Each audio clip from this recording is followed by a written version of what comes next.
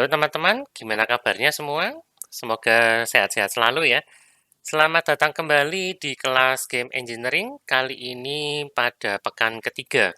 Ya, pada kesempatan kali ini kita akan mempelajari tentang logika dalam sebuah game ya. Dalam hal ini kita akan bikinnya game dua dimensi. Maka kita akan mempelajari caranya mengembangkan atau menerapkan logika sebuah game sehingga game kita menjadi lebih bagus ya. Kenapa gitu? Karena untuk saat ini ya, kalau teman-teman ingat kita sudah nambahkan pergerakan dan fitur peluru ya, fitur senjata ke pemain. Ya, maka pemain bisa menggerakkan pesawat dan pemain juga bisa menekan tombol. Ya, terakhir sampai sini. Ya, pemain sudah bisa gerak, kemudian sudah bisa nembak juga, ya, pakai klik kiri ataupun spasi, ya. Dan munculnya juga sudah dari moncong senjatanya. Nah, cuman seperti yang bisa teman-teman lihat di sini ya, saat ini permainannya sepi banget, tidak ada tujuan apapun bagi pemain ya, tidak ada insentif jadinya. Dia bergerak ngapain ya, terus bisa nembak, tapi apa yang bisa ditembak? Ya, kemudian tidak ada yang bisa melukai pemain saat ini. Dengan kata lain, pemain itu belum punya tantangan apapun pada game yang sedang kita kembangkan. Ya, sementara teman-teman ingat kalau pernah mempelajari game concept and design kapan hari ya, mestinya sudah ya teman-teman Ubaya sudah lulus semua harusnya. Nah, salah satu unsur dari sebuah game itu adalah adanya tantangan. Game kita belum punya, maka sekarang saatnya kita akan memberikan tantangan ke pemain dalam bentuk musuh. Ya. Ini adalah bentuk paling sederhana dari tantangan yang bisa kita berikan ke pemain. Maka pada pertemuan kali ini kita akan memperkenalkan musuh kepada pemain dan musuhnya ini bisa mencelakai pemain. Ya. Dalam hal ini pesawatnya ya, bukan pemainnya beneran ya. Jadi akan ada 3 topik pada hari ini. Yang pertama adalah musuhnya dulu, kita akan persiapkan musuhnya dulu. Kemudian supaya dia menantang, bisa mencelakai pesawat pemain, kita akan buat musuhnya bisa menyerang. Dan untuk bisa memenuhi itu, kita harus mengembangkan sebuah sistem health. Ya, kita akan kembangkan sistem health yang sederhana aja nanti.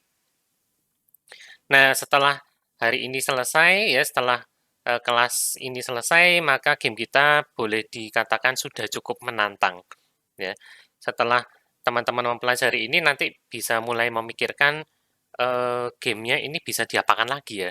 Adakah tantangan lain yang bisa ditambahkan, atau adakah sesuatu yang bisa mempermudah pemain untuk menyelesaikan gamenya, walaupun game kita sekarang ini sederhana sih. Ya, tapi dengan mempelajari logik di balik sebuah game, ya terutama di sini game dua dimensi, maka nanti teman-teman akan punya pandangan sendiri ketika harus membuat game sendiri. Ya, apa yang harus diterapkan, logiknya, dan bagaimana cara ngodingnya. Nah, untuk kesempatan kali ini saya akan bagi ke dalam 3 video aja ya. Setelah ini kita persiapkan enemy-nya, video kedua kita buat enemy-nya bisa nyerang, dan ketiga kita akan buat sebuah sistem health yang sederhana. Nah, tidak perlu berlama-lama lagi, kita akan buat musuhnya dulu.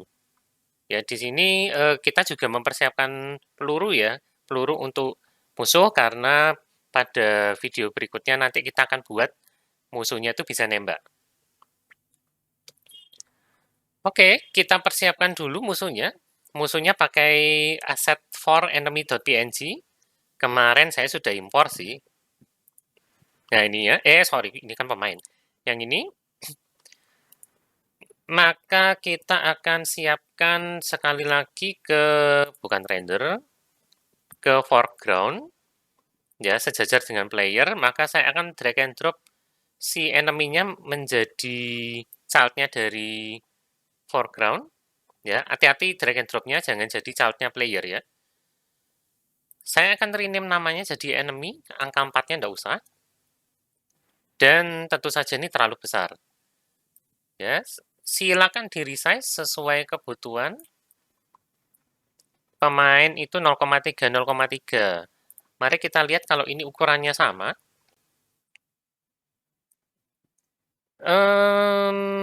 Oke lah, saya rasa saya puas dengan ukuran sekian. Walaupun karena layarnya agak kecil sih, jadi saya nggak bisa menaruh terlalu banyak. Ya, kalau mau sama playernya nanti dikecilkan, tapi saya rasa saya akan gunakan skala ini 0,3 kali 0,3. Ya, nanti teman-teman kalau merasa ini kebesaran, musuhnya nanti penuh di layar cuman bisa ada mungkin sekitar 3 ya. Silakan diedit sendiri, diskalakan sendiri ya. Oke, saya akan letakkan agak jauh dikit supaya pemain tidak terkejut nanti ketika gamenya dimulai. Loh, tiba-tiba di depannya ada musuh sudahan ya. Saya akan geser si middle ground-nya. Atau saya sembunyikan dulu ya sementara. Ini tinggal centangnya dimatikan supaya dia tidak aktif. Ya, jadi kita akan gunakan langit polos untuk sementara.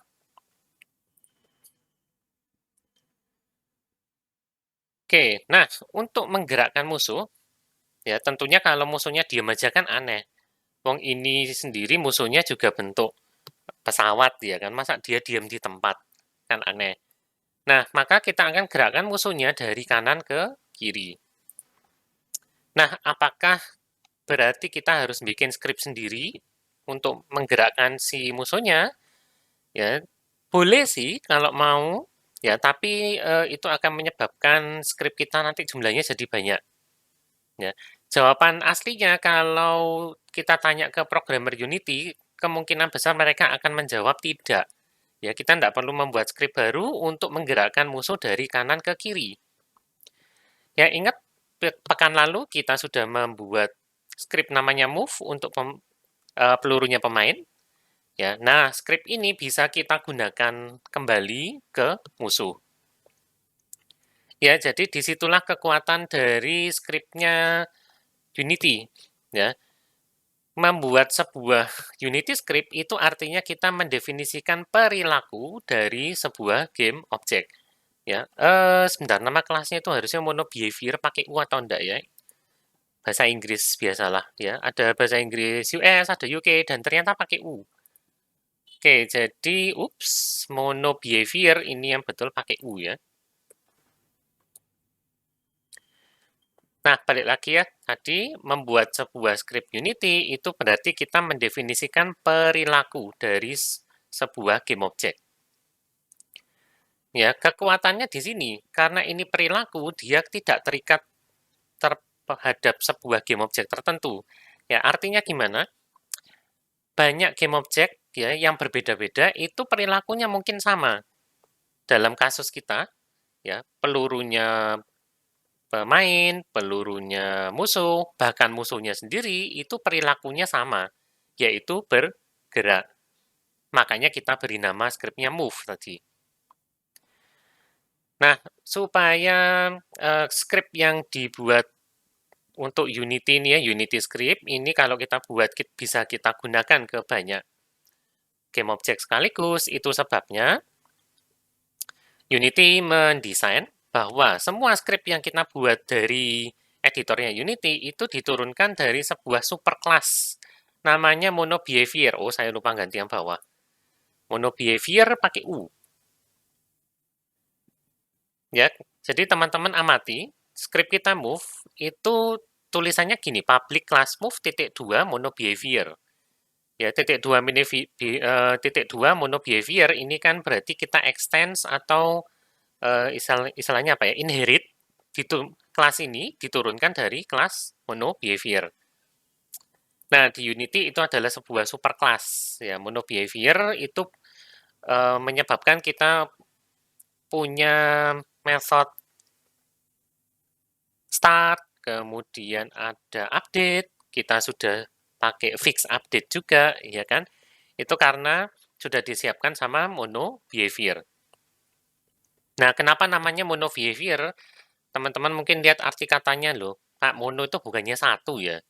Ya, memang mono itu satu, tapi bukan berarti mono behavior itu artinya satu perilaku. Ya kalau mau dikatakan begitu ya boleh sih. Artinya satu script itu adalah sebuah perilaku, boleh. Ya, tapi sebetulnya mono di sini adalah nama dari sebuah eh, platform .NET Framework sebetulnya, tapi versi open source. Ya, kalau teman-teman tahu .NET Framework itu sejarahnya hanya untuk Windows. Ya, tapi kemudian seiring berkembangnya zaman, ternyata diperlukan bahwa framework ini ternyata cukup oke sehingga teman-teman yang ada di Mac dan di Linux berusaha membuat versi barunya. Bukan versi baru ya, versi adaptasi. Versi adaptasi dan mengingat perilaku teman-teman di Linux atau di komunitas Unix, mereka biasanya kan sukanya open source ya. Maka muncullah platform namanya Mono. Ya, dan ini sekarang disupport juga oleh Microsoft ya. Jadi .NET Framework tetap ada untuk Windows, tapi Microsoft juga mendukung Mono. Ya, artinya sekarang .NET Framework ini memang bisa dipakai dimanapun. Tapi namanya di tempat lain itu kita pakainya Mono. Ya, kalau di Windows kita tetap pakai .NET Framework.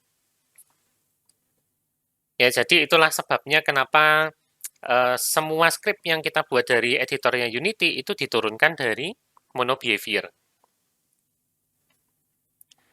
Nah, untuk alasan tersebut, marilah kita gunakan ulang scriptnya move.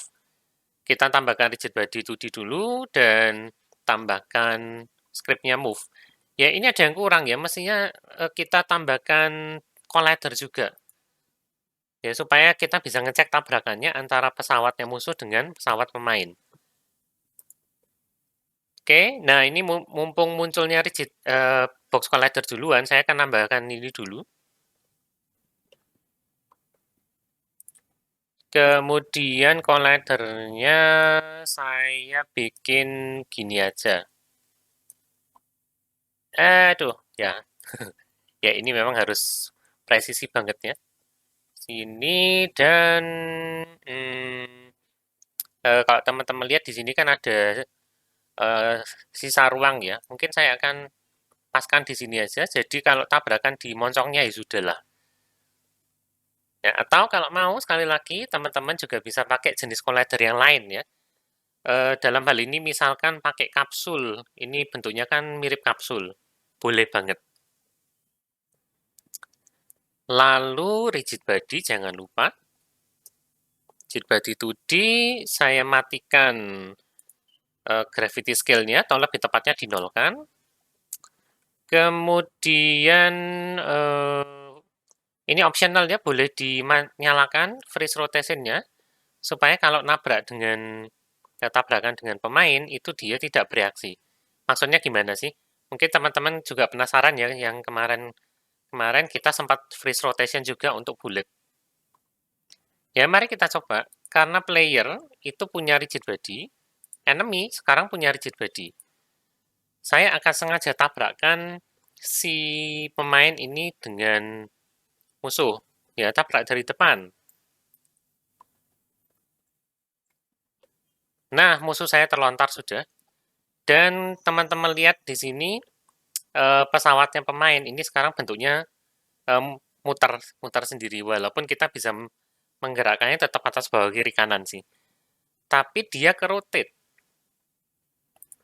Nah, kalau ini dimatikan, sekalian saya matikan juga untuk player ya berarti.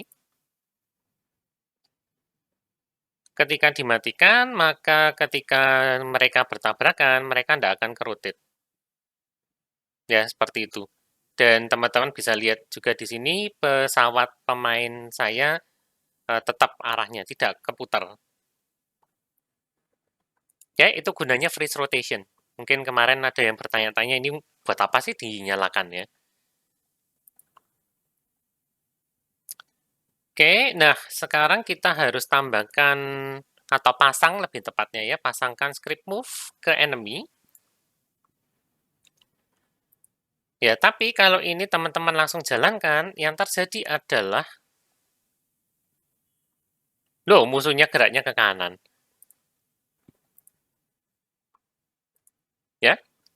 Sekali lagi, saya zoom out sebentar dan saya akan letakkan agak ke sana. Lalu saya akan gunakan move tool supaya lebih kelihatan ya. Nah, musuhnya geraknya ke kanan. Bukankah seharusnya geraknya ke kiri? Nah, cara menyelesaikannya gimana? Teman-teman perlu ingat ya bahwa sumbu X positif itu ke arah kanan, sesuai dengan yang ditunjukkan oleh alat bantu move ini. Ya, merah itu sumbu X, hijau itu sumbu Y. Nanti kalau kita kerja di 3 dimensi ada satu sumbu lagi yaitu sumbu Z, itu panahnya warnanya biru. Ya, jadi ngapalinnya gampang X, Y, Z, RGB. Nah, kalau kita mau gerakan musuhnya ke arah kiri, berarti itu kan berlawanan dengan arah positifnya sumbu X, ya, alias arah sumbu X negatif. Harusnya kan ke sana.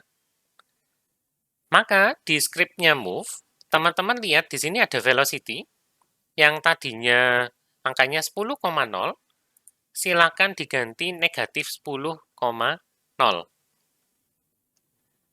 Ya, kalau diganti negatif, maka nah sekarang musuhnya akan gerak ke kiri. Dan karena saat ini pemainnya belum ngapa-ngapain, maka dia akan terdorong. Ya, kalau saya gerakkan, mencoba gerakkan ke kanan, ini saya lagi nekan tombol D ya, tidak kelihatan di layar. Karena pemain itu kecepatannya 10 ke arah kanan, terus si musuhnya 10 ke arah kiri, ya 10 tambah min 10, 0, makanya mereka diem di tempat. Begitu saya lepas tombol pergerakannya ya sudah, terus kedorong gitu ya. Ya, jadi inilah kekuatan script dari Unity. Ya, sebuah script itu mendefinisikan perilaku dari sebuah game object. Ya, maka dia bisa dipergunakan ulang. Ya, bisa nanti move ini akan kita gunakan juga ke pelurunya musuh. Ya, musuh sudah tadi. Kemudian bahkan nanti script weapon ini akan terpakai ketika kita mendefinisikan tembakan untuk enemy. Ya, dan kemudian setiap script yang sudah dipasangkan ke sebuah game object itu beneran jadi miliknya game object. Ya, kalau teman-teman lihat di sini, move itu definisi awalnya adalah nilainya ya, velocity-nya itu nilai awalnya adalah 10,0. Tapi ketika script move ini sudah dipasang ke sebuah game object, maka game object tersebut berhak untuk mengubah atributnya. Ya, oleh karena itu di sini, ya di game object enemy, pada scriptnya move, saya bisa mengubah nilai velocity-nya jadi negatif 10,0 tanpa mempengaruhi perilaku move di game object yang lain. Ya, teman-teman ingat move itu kemarin sudah kita pasang di player bullet, ya, dan dia punya velocity-nya sendiri 20. Ya, tidak terpengaruh ternyata kan pelurunya tetap bisa gerak ke kanan. Ya, kita coba. Ya kan, pelurunya tetap ke kanan, tapi musuhnya ke kiri.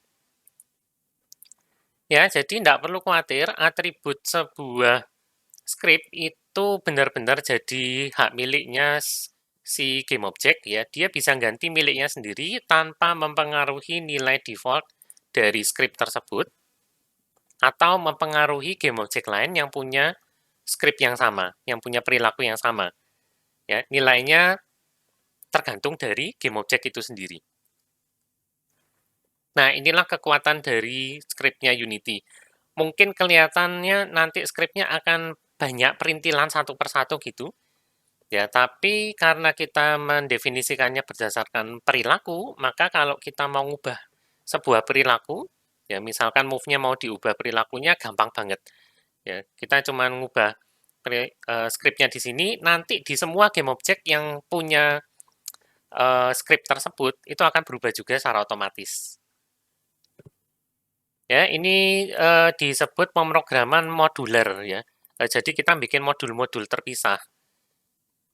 Kecuali untuk player ini karena dia spesifik banget, mungkin ada kalanya ada programmer game yang bikin skripnya player itu hanya di satu tempat aja, yaitu di player sini. Ya, tapi tidak menutup kemungkinan kalau player ini ternyata memiliki perilaku yang sama dengan game objek yang lain, seperti yang akan kita lihat nanti di video terakhir, video ketiga tentang sistem health. Ya, health ini ternyata dimiliki oleh pemain dan musuh. Ya, maka perilakunya bisa dipecah sendiri. Ya, itu caranya scripting di Unity ya. Mungkin teman-teman belum terlalu terbiasa. Kita kalau dari pemrograman yang sebelumnya, mungkin di Alpro, PBO, dan lain-lain, itu kebiasaan bikin satu objek itu satu script. Ya, karena konsepnya kelas dan objek. Ya, tapi di Unity kita konsepnya adalah behavior alias perilaku. Ya, sehingga berpikirnya bagian-bagian kecil aja. Ya, itu untuk enemy. Setelah ini pada video berikutnya kita akan buat enemy-nya bisa menyerang. Ya, ini untuk menimbulkan tantangan lebih ke pemain. Ya, supaya dia punya insentif bahwa oke, karena ada pelurunya musuh yang harus dihindari, berarti aku harus bergerak, ya kan? Nah, bagaimana caranya membuat si musuhnya ini bisa menyerang? Mari kita pelajari bareng di video berikutnya.